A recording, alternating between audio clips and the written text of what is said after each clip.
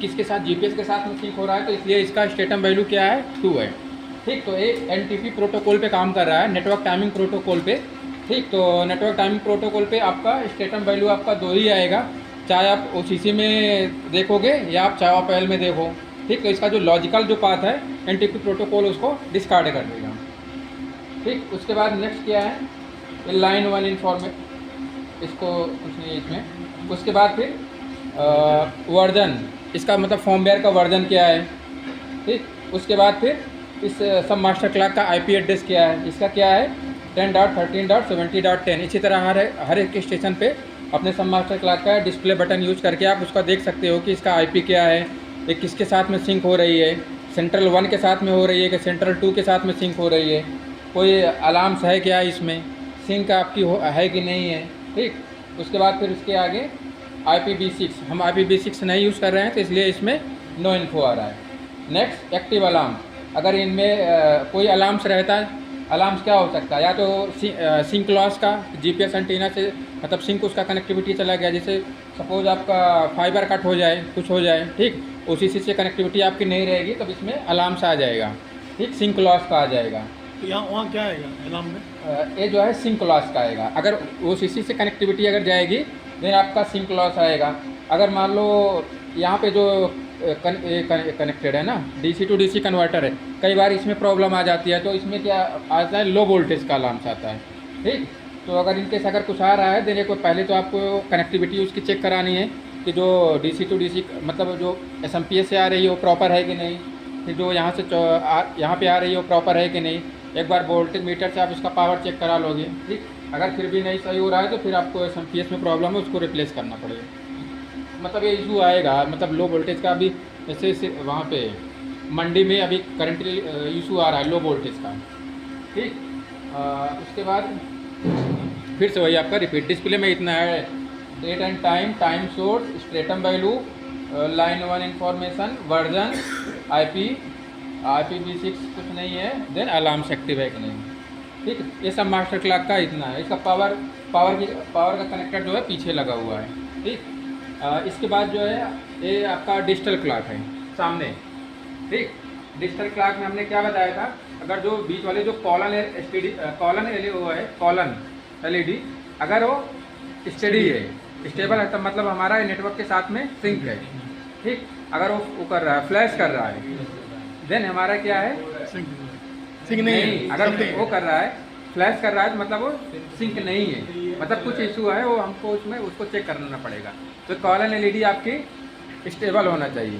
ठीक, इसी तरह एनालॉग घड़ी है, एनालॉग घड़ी में अगर सिंक नहीं रहेगी तो किस में आ जाएगी, डिफ़ॉल्ट पोजीशन 12 पे आ जाएगी।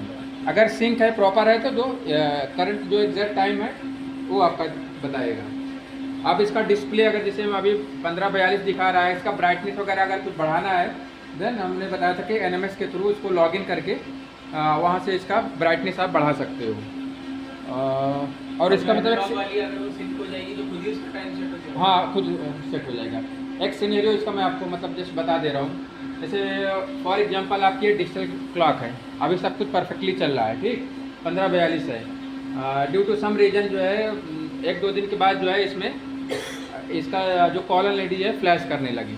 ठीक, अगर फ्लैश करने लगा देन आपको क्या करना है, सबसे पहले चेक करना है कि जो पोर्ट कनेक्टेड है इसमें आके TRO में हो सकता है कि इसका लॉजिकल पार्ट इसको नहीं, मतलब पावर तो मिल रहा है। ठीक, लेकिन लॉजिकल जो है कनेक्टिविटी 10.13.71 तक उसको नहीं पहुंच रहा है, तो आप पोर्ट को जैक इन जैक आउट कर दोगे। ठीक, जैक इन, उसके बाद ऑब्जर्व करोगे कि मतलब ये सही चल रहा है कि नहीं चल रहा है, क्योंकि पहले चल रहा था तो पहले तो कमीशन थी। ठीक, तो अगर एक बार जैक इन जैक आउट के नहीं चल रहा है, अगर हो गया तो ठीक है, नहीं हुआ देन घड़ी को उतार करके इसको डायरेक्ट जो है पैनल के इस पोर्ट पे आप लगा दोगे। कौन से पोर्ट पे?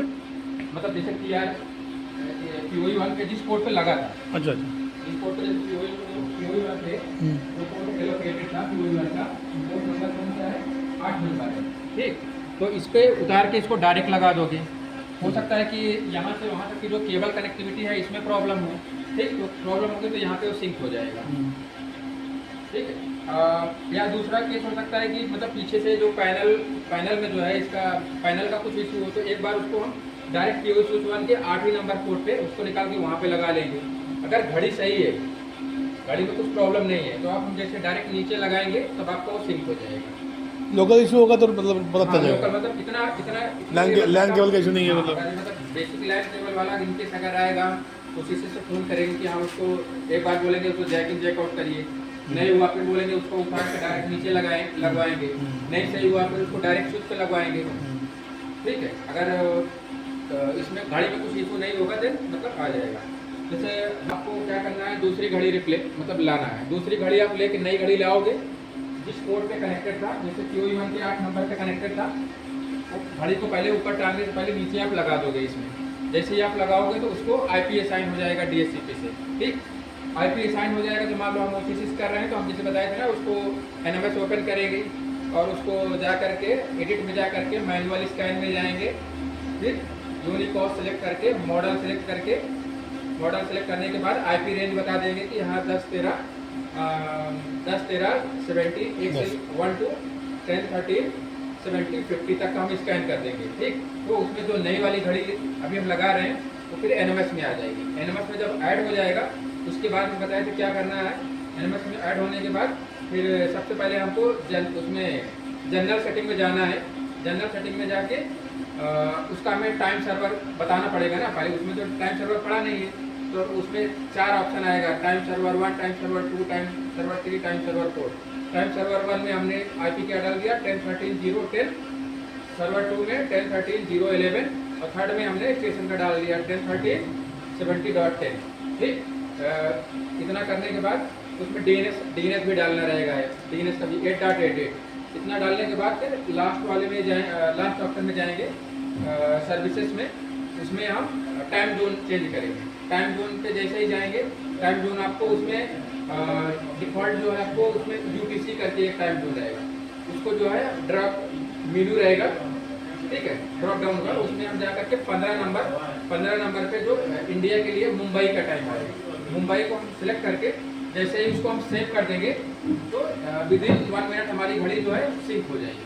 अगर हमारा नेटवर्क में उसको IP उठा लिया, NMS को मिल गया तो वो सिंक हो जाएगा। सिंक हो जाएगा तो फिर वो आपका जैसे यहाँ पे टाइम दिख रहा है ऐसे टाइम दिखने लगेगा।